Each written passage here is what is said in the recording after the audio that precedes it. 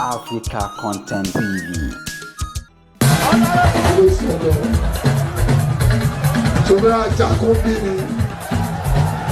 Sobera Jakubini.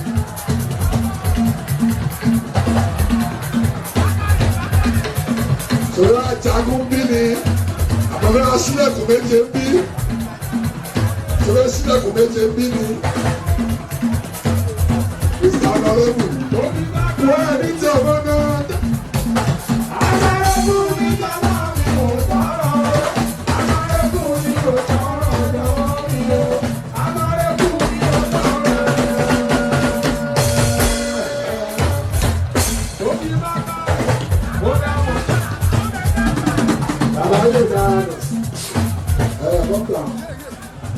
Ẹ̀ka máa ń sọ fún bàṣọ owó àtìtàní níwájú.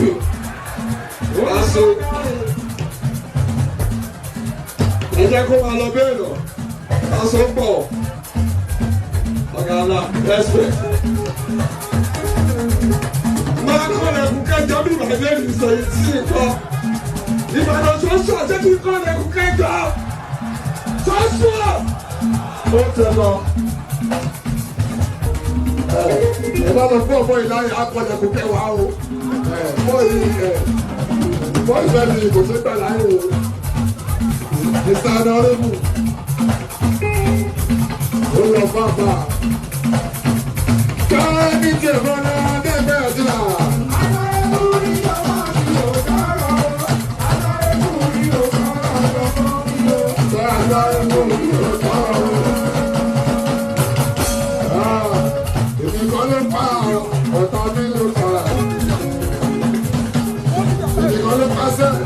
Ọ̀nà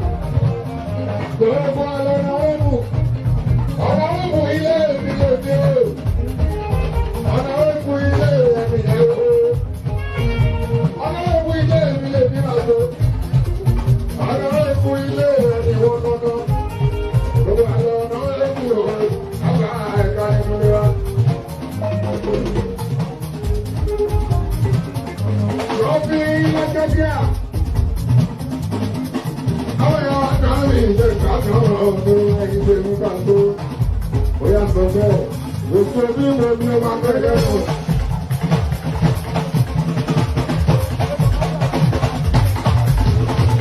Gbogbo bí wo ni ó máa tẹ̀lé fún. Àwọn tó tẹ̀lé fún. Tí wọ́n bá ti tọ́nu ẹ̀fọ́ ní ìgbàanú kọ́tùkọ́tù kọ́tùkọ́tù.